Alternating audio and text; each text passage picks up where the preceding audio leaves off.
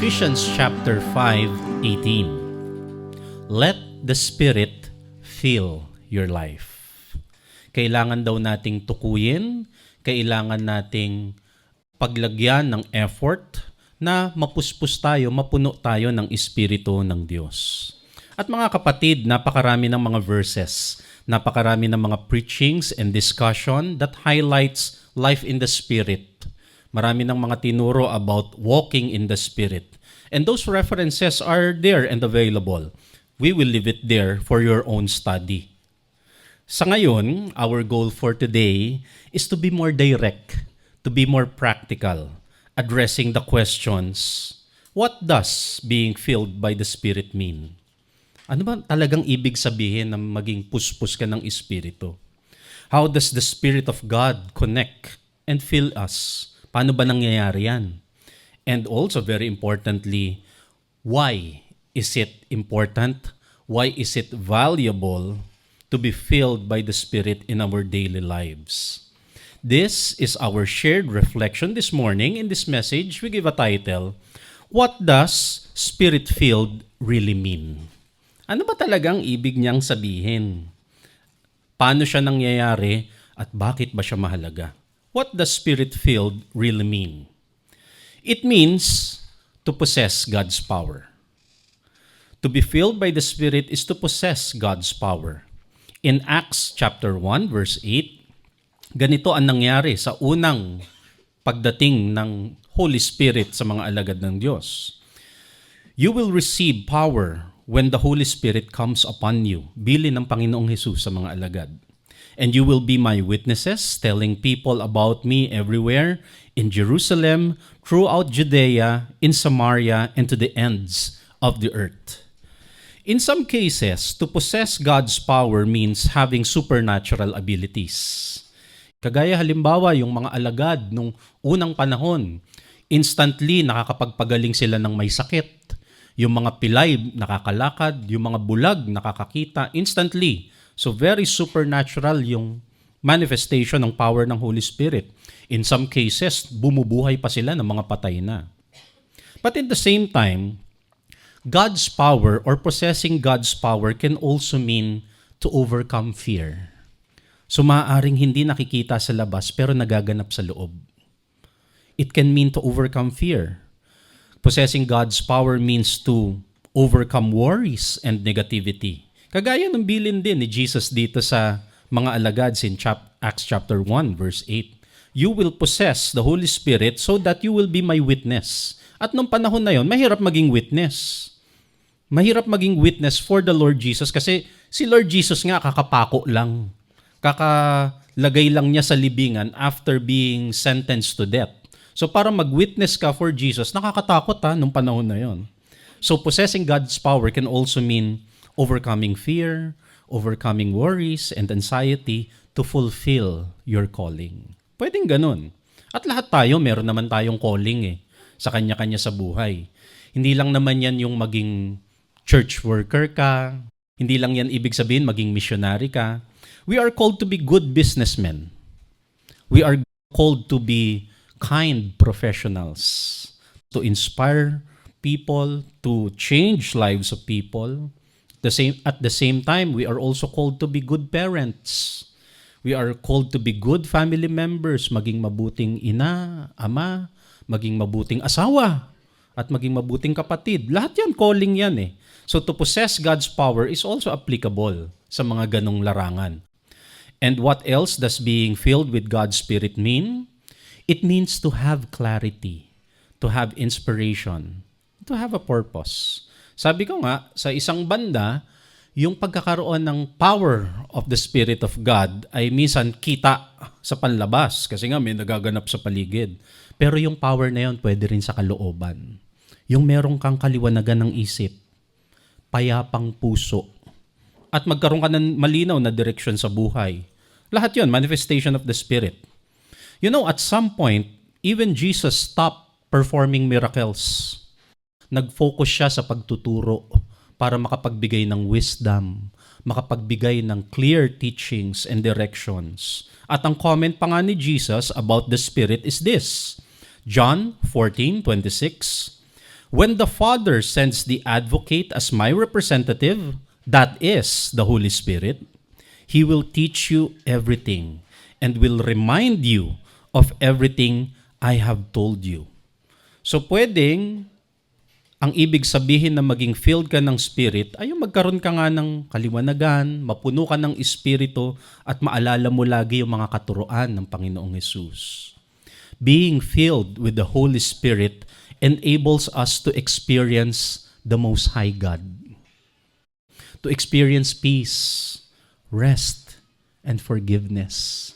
Yan ang kailangan natin, lalo tigit sa mga panahon ngayon. Kapayapaan ng isip, kasi parang ang gulo-gulo ng lahat ng bagay sa paligid. Kapahingahan, kapayapaan, at kapatawaran ng kalooban. Yung maranasan mo yung love, grace, and life. Yung hindi ka lang nabubuhay dahil nga nag-i-inhale, exhale ka ng oxygen, pero you experience life and you feel good about life. Yun yung maging filled ng Spirit. To be filled with the Spirit means to experience freedom. It also means to experience freedom from the chains, from the prisons of this world. At maraming pwedeng maging bilangguan ang mundong ito. Maraming pwedeng maging tanikala ang mundong ito. Sabi nga sa 2 Corinthians chapter 3 verse 17, where the Spirit of the Lord is, there is freedom. Ano pa ang ibig sabihin ng being filled with the Holy Spirit? It can mean to be capable of sharing the Spirit of Jesus, to live life, to touch other people's lives like Jesus. John 14:12-15, sabi ng Panginoong Hesus, I tell you the truth, anyone who believes in me will do the same works I have done, and even greater works, because I am going to be with the Father. Sabi ng Panginoong Hesus, pupunta na ako sa Father, darating ang Spirit. Pag pinuno kayo ng Spirit, magagawa niyo yung ginagawa ko at hindi lang yun. Mas malalawak pa. Mas matatayog pa yung mga accomplishment nyo because of that Spirit na ipapadala sa inyo ng Ama. Yan yung mga malinaw, direct to the point, na ibig sabihin na mapuspos ng Espiritu Santo. Ang importanteng mga punto na kailangan nating tukuyin dito, to be Spirit-filled does not only mean to be religious. Ang iniisip kasi ng marami, ay, punong-puno ng Spirit itong taong ito. Yung pala kasi ang tinutukoy nilang Spirit-filled, yung lagi siyang nasa church. Hindi matapos-tapos ang kanyang mga Bible study at ang mga prayer meetings tuloy-tuloy. Maraming spiritual activities, maraming religious activities, pero hindi lang yun ang Spirit-filled. It helps, pero hindi lang yun. To be Spirit-filled does not only mean to be religious or to be active in religious activities. Also, to be Spirit-filled, it can evoke strong emotions. But it is not just an emotional reaction. Isa pa kasing tinutukoy nila pag sinabing Spirit-filled, yung parang naluluha ako. Ganyan. Tumatayo ang balahibo ko. Di ba? Ganyan. Nanginginig. Ganyan. Being Spirit-filled, it can evoke strong emotions. Alam natin yon kasi talagang it touches you from within. Pero hindi lahat ng emotional, Spirit-filled. Baka talaga nanginginig lang siya. So, kailangan malinaw. Kasi nga, napakapalatak na nung salita na filled with the Spirit. Di ba? Mapuspos ng Espiritu. Pero at this point of our spiritual lives, at this point of following Jesus, marapat lang na linawin nga natin yan. Ano ba talaga yung Spirit-filled na yan? It can evoke, it can trigger, it can call upon strong emotion, but it doesn't mean na pagiging emotional lang ang pagiging Spirit-filled. To be Spirit-filled, mga kapatid, mga kaibigan, is a blessing. To be Spirit-filled is a blessing na gusto ng Ama para sa lahat. It is an experience that will enrich us. It is an experience that will give meaning. It will give meaning and direction in our lives. Kaya dapat naman talaga siyang tukuyin. Dapat naman siyang i-pursue at naisin. Ngayon, ang challenge natin, in this modern, in this ever-changing world, how can we be filled with the Holy Spirit? Paano nga ba? Babalikan natin ang mga unchanging rules na itinuro rin ng Panginoong Hesus at makikita din natin sa Biblia. Una sa lahat, to be filled with the Spirit, be healthy. Be healthy. Pagtuunan ng pansin ang kalusugan ng pisikal na katawan. Hindi ibig sabihin na spiritual life ang pinag-uusapan, hindi nakasama ang ating katawang lupa. Kasama lagi ang ating physical bodies when we talk about spirituality. And to be filled with the Holy Spirit, we have to be healthy. A healthy body is part of spirituality. Again, I will say, a healthy body is part of spirituality. Kasi paano magiging malinaw, paano magiging mahinahon ng isip kung lagi kang puyat? 'Di ba? Ang mga puyat, irritable. Kasi kulang nga sa tulog. So, paano ka magkakaroon ng kapayapaan? Pag mga 2:00 ng gabi, nagpe-Facebook ka pa. Diba? Dapat may tulog. Irritable ang puyat. Kasama na rin yung gutom. So, pag lagi kang gutom, paano ka magkakaroon ng clear mind? Yung mga kulang ang sustansya sa katawan, paano ka nga dadapuan ng malinaw at mapagpayapang espiritu kung yung katawan mo nanginginig dahil maraming imbalances sa body chemistry? Hindi lang yon. Yung mga sobrang ingay sa paligid, yung mga mabahong amoy, madudumi ang paligid. All these things, they affect our senses at may epekto siya sa spirituality. Paano ka mapupuspos ng espiritu kung mabaho yung katabi mo? Or kaya ikaw mismo yung mabaho. O kaya magulo yung paligid, madumi. Di ba yung paano nga lalapagan ng espiritu yung mga ganong realities? So kasama, ang point natin, kasama sa spirituality, ang magkaroon ng healthy na pangangatawan, healthy na paligid. Our bodies and physical space should be uplifting for God's Spirit inside us. 1 Corinthians chapter 6 verse 19, you should know that your body is a temple for the Holy Spirit. Ang linaw. The body, our bodies are temples for the Holy Spirit. This Spirit that you receive from God and that lives inside you. Napansin niyo yun? Hindi lang siya temple, actively nabubuhay siya, namumuhay ang Espiritu sa loob ng mga katawang ito. How else can we be filled with the Spirit of God? We have to engage in spiritual activities. Kasama rin naman talaga magkaroon ng spiritual activities. Engage your spiritual families. Engage your spiritual community. Kaya pinagsusumikapan natin lagi na meron tayong isang simpleng pamayanan na pag nagkikita-kita tayo, nabubuhay yung Espiritu inside us. Kasi nakakatulong yon. To be filled with the Spirit of God, engage with spiritual activities, with your community, and your family. Ephesians 5:19, when you meet together, sabi ni Apostle Paul, when you meet together, sing psalms, sing hymns, and spiritual songs as you praise the Lord with all your heart.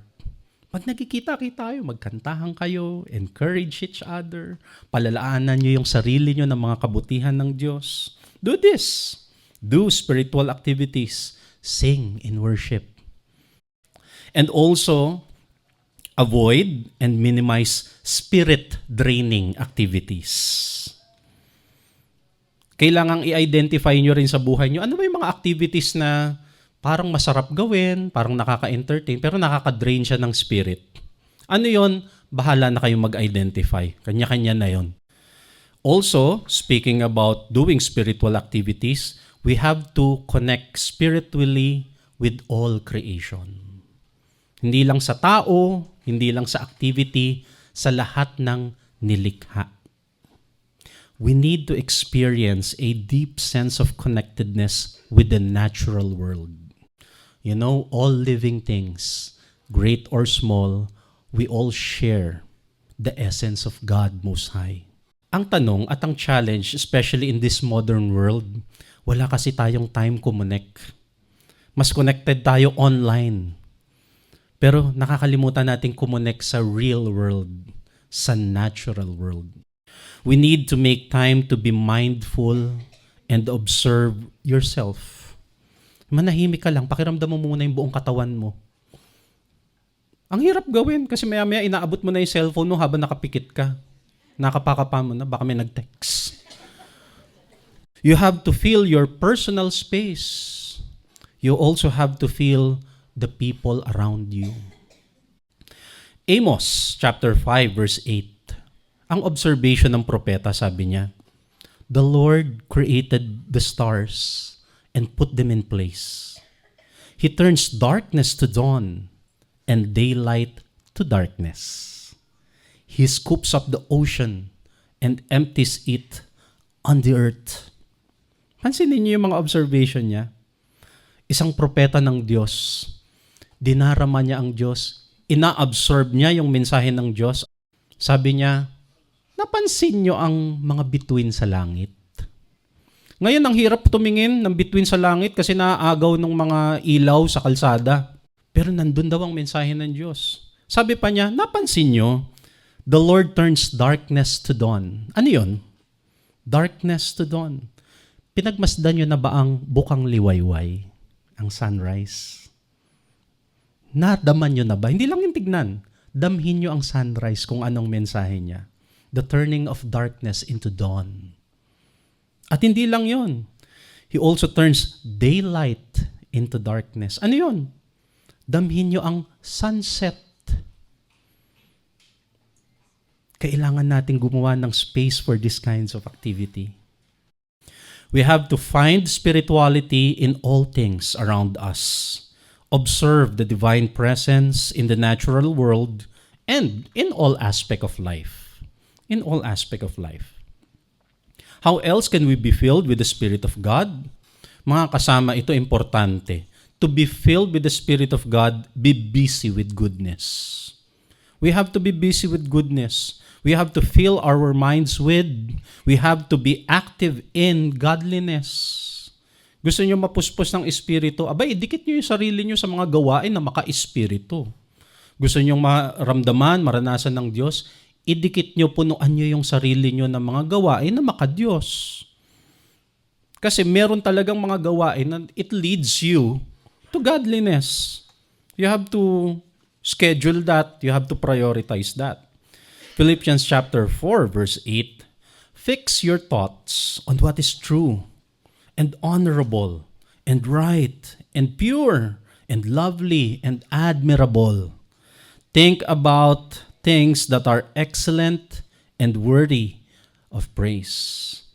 Pupunuin nyo na rin lang daw yung sarili nyo, yung isip nyo, yung kalooban ninyo ng mga bagay, punuin nyo na nito mga bagay na ito.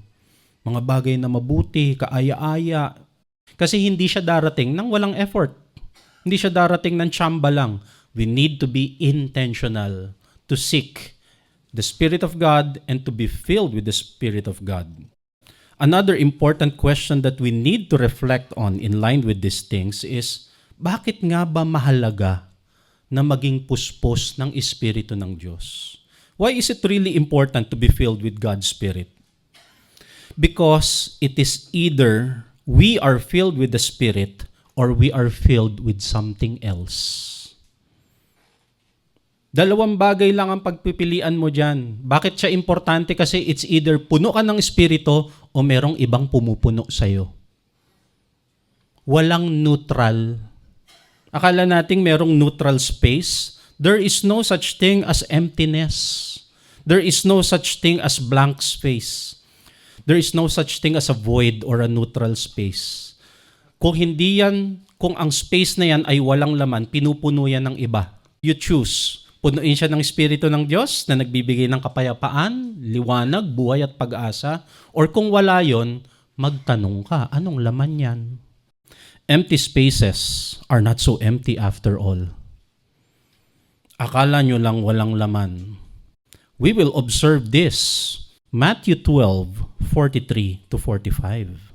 Ganito ang explanation ng Panginoong Hesus dyan. When an evil spirit comes out of a person, it travels through dry places looking for a place to rest, but it finds none. So it says, I will go back to the home I left.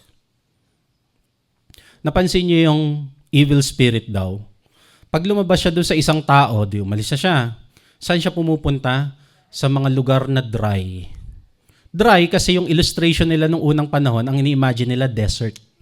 Walang buhay. So yung mga spirit na unclean, spirit na nagpapagulo, evil spirit, naghahanap yan ng mga walang buhay. Pupunuan niya yon at lalo pang tatanggalan ng buhay. Pero wala nga daw siya makita, kaya napagdesisyonan niya, napagpasyahan ng espiritu na, balik na lang ako. So, pwedeng bumalik.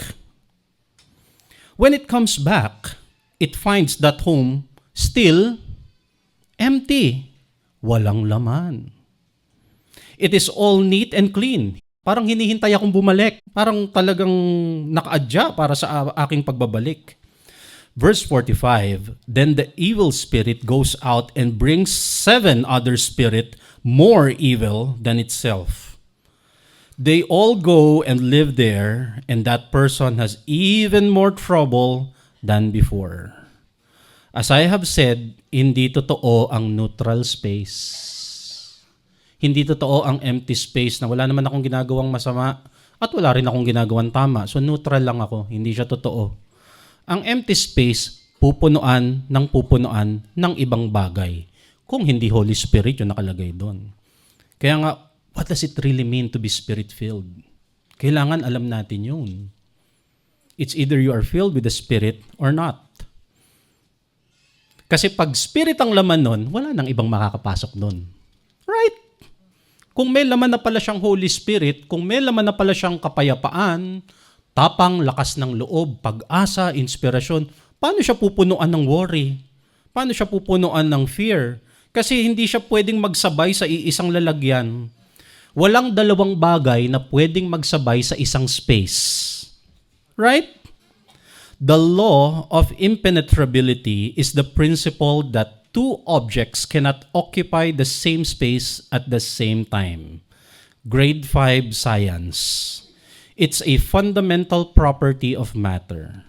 Hindi pwedeng magsabay ang dalawang bagay na umuokupa sa iisang lugar.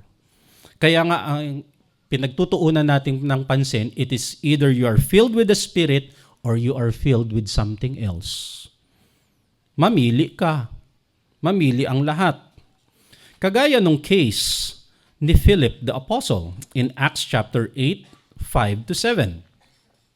Philip, for example, went to the city of Samaria and told the people there about the Messiah, which is Jesus.